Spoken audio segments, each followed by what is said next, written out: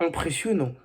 Franchement, bravo au Barça. Les 3 points sont là. Yo les goats, c'est Gabi, j'espère que vous allez tous très bien. On se retrouve pour une nouvelle vidéo débrief du match entre le Barça et Girona.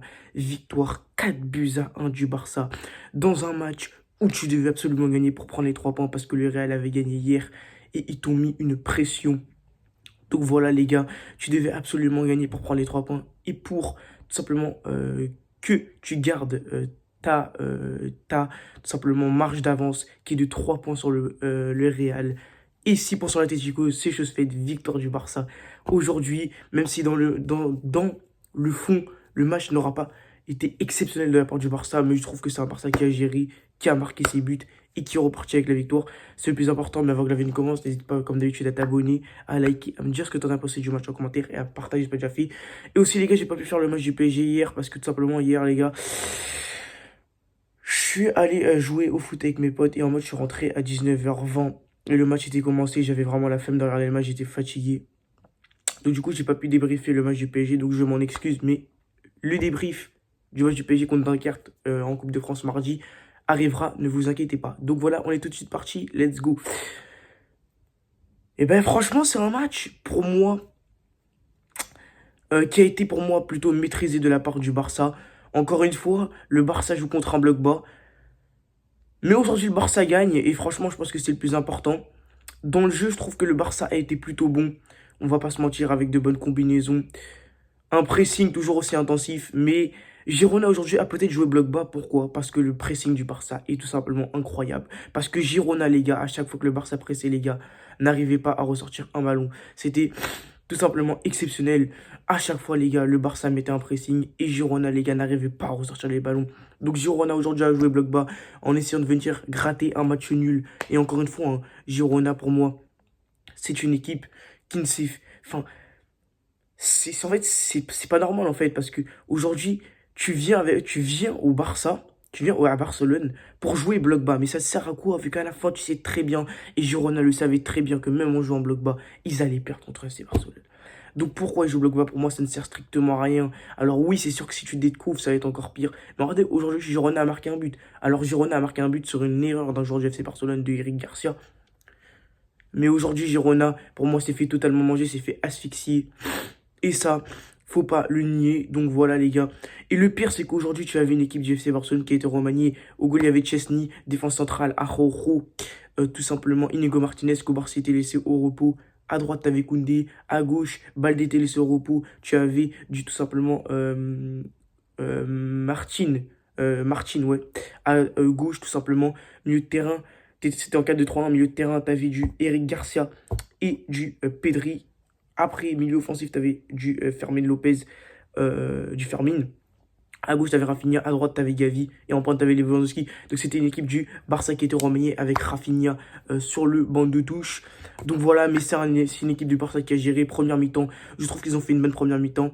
Ils marquent un corner, un coup franc qui est pour moi très chanceux vu que le CSC est quand même assez douteux. Mais il y a un 0 à la pause. Deuxième mi-temps. Et ben, le début de deuxième mi-temps, je trouve que le Barça a un peu trop ronronné. Et justement, les gars, preuve du contraire, ils encaissent un but. Ils encaissent un but, les gars. 53e minute, je crois. Perte de balle de Eric Garcia qui la redonne à Danjuma. Danjuma va au but. Impose son physique. Pas du pied. Et tout simplement, but. Donc pour moi, les deuxième mi-temps du Barça, les 10 premières minutes ne sont pas exceptionnelles. Mais après, le Barça s'est rattrapé avec un but de Lewandowski. Et Dieu m'a... Le but de Lewandowski, les gars, mais le but de Lewandowski, laissez tomber. Les gars, je vous explique, en mode, il y a un centre de Lamine Yamal. Tête de Fermin, Lewandowski rattrape, un peu rattrape le ballon, le gardien se gêne. En fait, Lewandowski met une sorte de mini retournée et il met un petit, il frappe et met un petit pont au gardien, tout simplement de Girona qui sort les jambes grandes ouvertes. Vraiment le but chanceux de la part de Lewandowski, mais c'est un but d'attaquant. Et Lewandowski aujourd'hui a été très très bon. Et voilà, tout simplement. Et deuxième but, les gars. But aussi de Lewandowski pour le 3-1, frappe, place du pied, but pour Lewandowski. Et le dernier but, et le but de Ferran Torres. Ferran Torres qui marque d'une très belle frappe, il rentre. C'est Gérard Martin qui lui fait un centre. Lewandowski la laisse passer entre ses jambes. Ferran arrive, contrôle, frappe, but. Ça fait 4-1, en tout cas, victoire du Barça. Aujourd'hui, ils prennent les 3 points et je sens que cette course à la Liga va être palpitante, les gars. Mais encore une fois, c'était une équipe remaniée laissée au repos parce que, tout simplement, tu as un match contre l'Atlético Madrid qui arrive tout simplement dans 3 jours. Donc, il faut le préparer aussi. Donc, on va passer tout de suite aux notes de ce match. On va commencer par Chesney. Chesney ne peut rien faire sur le but. C'est une perte de balle de tout simplement Eric Garcia. Mais franchement, Chesney, aujourd'hui, il était bon. Même sur les relances en pied, parfois, il faut faire attention. Mais je trouve que Chesney a fait un match correct. Donc, je vais lui mettre un 6 sur 10. On va passer à la défense centrale. Araujo, je trouve, a été bon. Surtout sur les corners. Il y a un moment en première mi-temps, il peut marquer. Et tout simplement, le gardien de Girona fait un très bel arrêt. Mais franchement, Araujo, il a fait un bon match aujourd'hui. Je vais lui mettre un 6 sur 10. Pareil pour Inigo Martinez, il a fait un très bon match, solide défensivement. Ils ont tenu la baraque les deux. Donc franchement, aujourd'hui, c'était un très bon match de la part de Inigo Martinez. Donc je vais lui mettre un 6 sur 10. Aussi, on va passer à Koundé. Alors Koundé, les gars, aujourd'hui, a été excellent. Mais il faut qu'on parle de quelque chose. L'entente entre Koundé et Lamine Yamal. C'est exceptionnel. Parce que Lamine Yamal et Koundé, les gars, le commentateur parlait, Omar Da Fonseca disait, et si Koundé et Lamine Yamal ne seraient pas le nouveau côté droit du Barça, comme Dani Alves et Messi. Alors peut-être que c'est un peu abusé, mais l'entente entre ces deux-là est tout simplement et tout bonnement exceptionnelle, les gars. Les combinaisons entre eux, les petites talonnades, les petites passes qu'il faut faire, les petits dribbles. Franchement, ce côté droit du Barça est exceptionnel. Et pour moi, tu peux voir sur la durée avec ce côté droit, parce que ce côté droit est tout simplement exceptionnel. Les petites passes, les petits 1-2 qui se font à pure remise. Franchement, ça a été exceptionnel. Donc aujourd'hui, Koundé, je vais lui mettre un 7 sur 10. Offensivement, il a porté, il était très bon.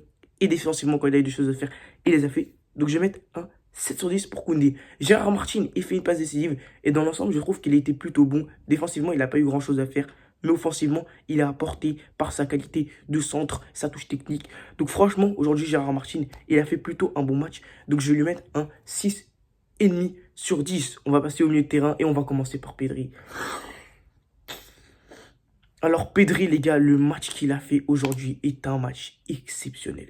Et encore une fois, moi, les gars, je trouve que Pedri, aujourd'hui, aurait pu peut-être être laissé au repos. Et aurait pu le sortir avant, vu que je crois qu'il a sorti à la 80e. Mais Pedri, aujourd'hui, c'est exceptionnel. Ce mec-là, à 6 poumons, il est en défense, il est en attaque, il est au milieu pour récupérer des ballons, pour apporter des 1-2, pour tout simplement récupérer des ballons, pour faire les bonnes passes qu'il faut dans le bon timing et dans le bon tempo. Ce mec-là est tout bonnement exceptionnel. Et les gars, si Pedri est ballon d'or, imaginons demain il y a le ballon d'or, si Pedri est ballon d'or, mais ça choque qui en fait? Qui ça choque? Parce que Pedri aujourd'hui est pour moi le meilleur milieu de terrain au monde. Quel match de Pedri encore une fois. Ce mec-là, 3 poumons, il était en attaque, en défense, au milieu de terrain, récupérer des ballons. Il faisait de bonnes passes. Pedri tout simplement exceptionnel, donc je vais lui mettre un 7 sur 10. Très bon match de sa part. On va passer tout de suite à Eric Garcia. Donc Eric Garcia, les gars, c'est le but, les gars, de Girona, c'est de sa faute. Parce que les gars, il fait tout simplement une perte de balle. Tout simplement glisse, il la rend à Danjuma, les gars, et Danjuma n'a plus qu'à finir. Donc pour moi, Eric Garcia est fautif clairement sur le but, c'est de sa faute à 100%, on est bien d'accord. Mais pour moi, Eric Garcia aujourd'hui n'a pas fait un mauvais match. Parce que Eric Garcia, les gars, pour moi, offensivement et dans la créativité, apporte quelque chose à cette équipe. On voit qu'il crée le jeu en fait. Que parfois, il est là, il oriente bien le jeu, il fait de bonnes passes dans le bon tempo. Alors certes, il a coûté un but aujourd'hui, mais Eric Garcia défensivement, et pour moi, quand il apporte offensivement, c'est de bonnes choses qu'il apporte. Donc pour moi, Eric Garcia, ça a été un bon match, je trouve, de sa part. Et franchement, en doublure, ils sont bien, le FC Barcelone. Ben parce que ça arrive pas à tout le monde d'avoir un Eric Garcia qui peut remplacer par exemple un Frenkie de Jong ou quelque chose d'autre. Donc franchement, Eric Garcia, il était plutôt bon. Donc je vais lui mettre un 6 sur 10. Même s'il a coûté un but, aujourd'hui Eric Garcia, il était bon. Il a touché le poteau une fois d'une très belle frappe. Donc Eric Garcia, il a été bon aujourd'hui. Donc je vais lui mettre un 6 sur 10. Même s'il a coûté le but, il a coûté le but de Girona. J'aurais pu lui mettre un 7, mais là je vais lui mettre qu'un 6 vu qu'il a coûté le but. On va passer à Fermin. Fermin, offensivement, ça a été très bon, comme d'habitude. Et pour moi, là, il y a un gros problème d'arbitrage. Parce que les gars, à la 10e minute, je pense qu'on s'en souvient tous, Fermin est à l'entrée de la surface de réparation. Fermin perd l'équilibre. Et un joueur de Girona lui fait perdre l'équilibre. Et l'arbitre, les gars, dit qu'il y a coup franc. On est bien d'accord jusqu'à là. Jusque-là, on est tous d'accord. Il y a coup franc. L'arbitre, la VAR la perd. La VAR appelle l'arbitre, les gars. Et l'arbitre dit, oh ben non, il y a faute de Fermin. Et ça, pour moi, c'est pas normal. Car il y a là, normalement, les gars, il y a 5 ans pour le Barça. Car il y a clairement faute de la part du joueur de Girona. L'arbitre sur ce coup a été très mauvais. Mais encore une fois, pour moi, Fermin, là, il aurait pu ramener encore une fois un penalty. Mais sinon, Fermin, les gars, a été plutôt bon. Mais malgré ce scandale arbitrage, il a été bon plutôt, je trouve, dans l'ensemble. Même si pour moi, Fermin, tout simplement, aurait pu faire la gueule jusqu'à la fin du match. Aurait pu, tout simplement, contester toutes les décisions de l'arbitre. Mais il ne l'a pas fait, les gars. Et ça prouve un mental, les gars. Mentalité allemande, les gars. Même s'il y a une injustice envers toi, tu restes dans ton match. Et ça, c'est parfait. Et surtout pour un jeune de cet âge-là, les gars. Il a seulement 18 ou 19 ans, les gars. Et il est à ce niveau-là, les gars. Il ne s'est pas plaint. Ok, sur le moment, il s'est plaint. Mais après, il ne s'est pas plaint. Mais pour moi, là, clairement, il aurait pu avoir un penalty. Et encore une fois, le Barça s'est fait voler. Pour moi, clairement, on va parler français. J'aurais arbitre, j'aurais sifflé matin, midi et soir. Et ça se voit sur le feu de l'action.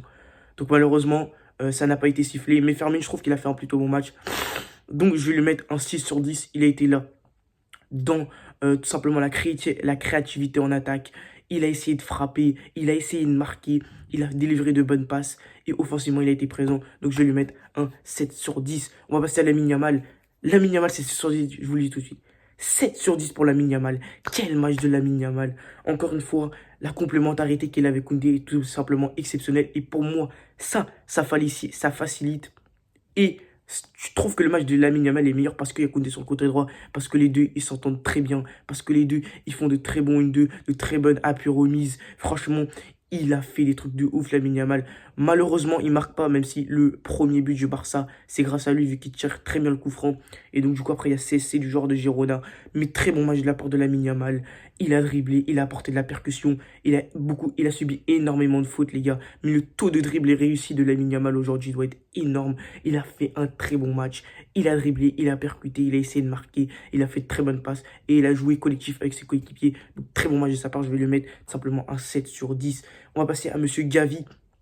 Ben Gavi, je trouve qu'il a fait un plutôt bon match. Voilà, comme d'habitude, milieu de terrain. C'est un chien de garde. Il court, il récupère des ballons. Il fait de très bonnes passes. Offensivement, il a essayé d'être présent, même si ça a été compliqué. Mais défensivement, il a été là pour combler les trous en défense quand Koundé est monté. Donc franchement, très bon match de sa part à Gavi. Je vais lui mettre un 6 sur 10. Et on va passer à Lewandowski. Pour moi, l'homme du match. 2 buts aujourd'hui. Et Lewandowski, pour moi, dans le jeu, aujourd'hui, n'a pas été exceptionnel. Mais ce qui est intéressant, c'est qu'aujourd'hui, Lewandowski est efficace. Parce qu'il y en a beaucoup de supporters du FC Barcelone sur les derniers matchs qui reprochaient Lewandowski. Ouais, Lewandowski, il a plein d'occasions. Il ne met pas ses occasions au fond. Il ne concrétise pas. Mais Lewandowski, aujourd'hui, a concrétisé. Il a eu au moins 5 ou 6 tirs en sa faveur, les gars. Il en a mis 2. Et pour moi, le Pichichi reviendra à Lewandowski, je pense, à la fin de la saison. Même si ça va jouer entre Mbappé et Lewandowski, du coup. Mais pour moi, Lewandowski a été très bon aujourd'hui. Même si dans le jeu, on ne l'a pas beaucoup vu. Mais offensivement, il a essayé d'apporter des appels. Et il a marqué un doublé. Et sur le but de Ferran Torres, les gars, c'est lui qui met une feinte aux défenseurs. Lewandowski aspire les défenseurs. Il laisse le passer le ballon entre ses jambes. Après, tout simplement, Ferran Torres intercepte la balle, frappe de Ferran Torres et but. Donc voilà, mais très bon match de la part de Lewandowski. Je vais lui mettre un 8 sur 10. Et pour moi, c'est le MVP du match. Donc voilà les gars, c'est la fin de la vidéo. En tout cas, oui, on va revenir un peu sur les remplacements. Remplaçant De Jong, les gars. Tout simplement, il a été très bon De Jong. Aujourd'hui, je trouve, voilà, orientation de jeu, conduite de balle, il a été très bon. De Jong, quand il est entré, pareil pour Baldé, il a fait une bonne entrée. Et Ferran Torres qui rentre et qui marque encore une fois. En ce moment, Ferran Torres est dans une, tout simplement, confiance de folie. Encore une fois, il marque. Quel joueur Ferran Torres. Donc voilà les gars, mais franchement aujourd'hui ça a été un match maîtrisé de la part du FC Barcelone. Le plus important c'est les 3 points pour eux les gars, on se le rappelle. Donc voilà, mais 3 points les gars, ils prennent 3 points d'avance sur le Real de Madrid et 6 points d'avance sur l'Atlético de Madrid. De toute façon, pour moi l'Atlético de Madrid est hors course là pour la Liga. Donc voilà les gars, c'est la fin de la vidéo, j'espère que vous aura plu. En tout cas les gars, désolé de ne pas avoir fait le débrief du PSG hier. Les gars, je me rattrape avec le débrief du FC Barcelone. N'hésitez pas comme d'habitude à vous abonner, à liker, à me dire ce que vous en avez pensé du match en commentaire et à partager si ce n'est pas déjà fait. Sur ce les gars, c'est Gabignon, on se retrouve pour une nouvelle vidéo. Sur ce les gars, c'est Gabignon, ciao les gars.